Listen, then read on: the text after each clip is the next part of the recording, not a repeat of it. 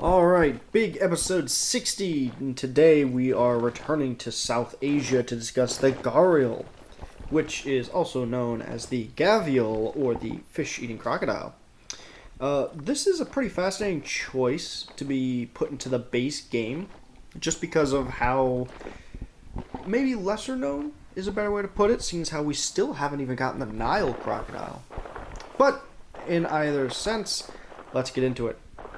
Scientifically named Gharials gangeticus, gavel being the Hindi word for crocodilians in general, and a Greekified word for the Ganges River, which, surprise, surprise, is one of the rivers you could find this animal. Being the second longest crocodile, only beat by Old Salty, females reach roughly 8'6" to 14'9". It's a long lady. But the males reach an even larger size of roughly 9'10" to 19'8". The average gharial starts to rival the size of the Toyota Corolla. They're that long.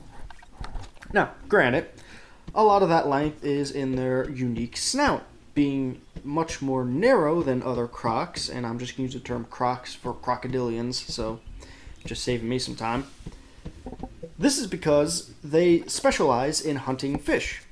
Its long, narrow look makes it easier to maneuver and catch its prey, and as for that schnoz, the hump up front is known as the gara, which is how it got its name.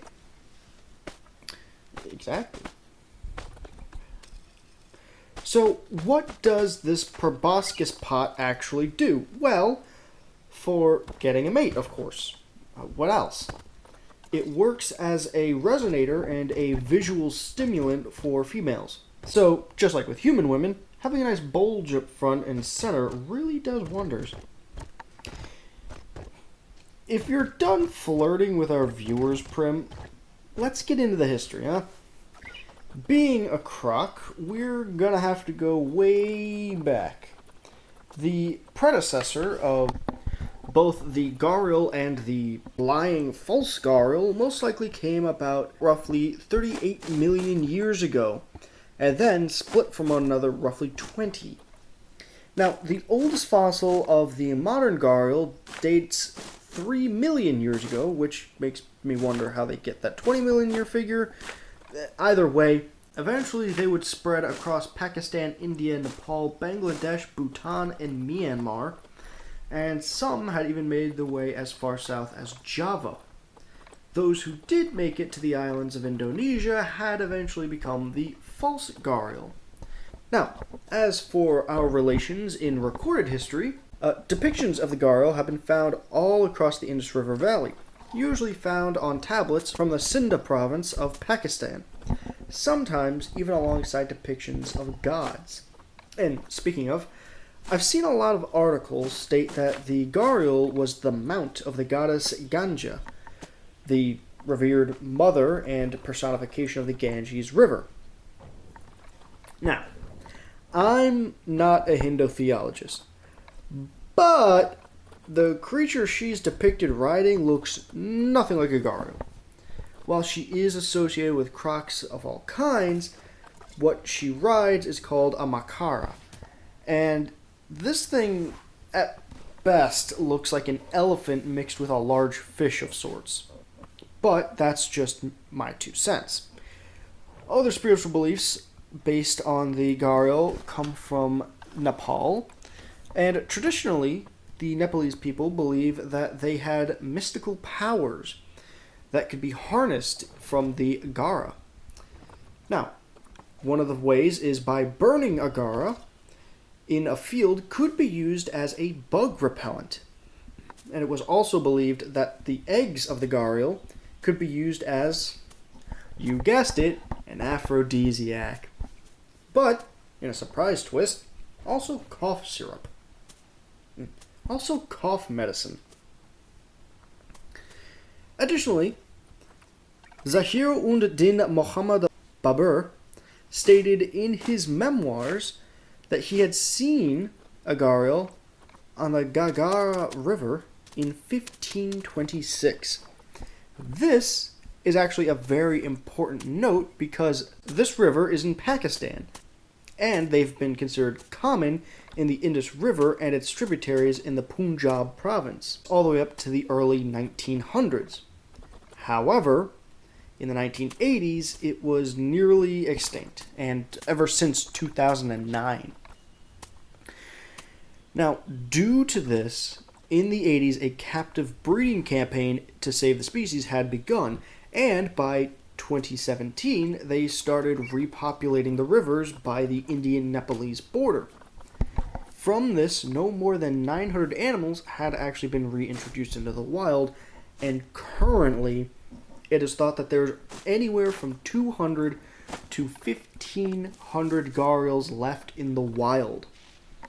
Not only are there barely any left, they're also in fewer places. Remember that big list of nations that had gharials? Yeah, well, currently only 2 of them have an actual population left. India and Nepal. And while I hate to leave us off on a bad note, that's mostly all I have for you guys. Now, let's be very clear here, though there's a very important note to make.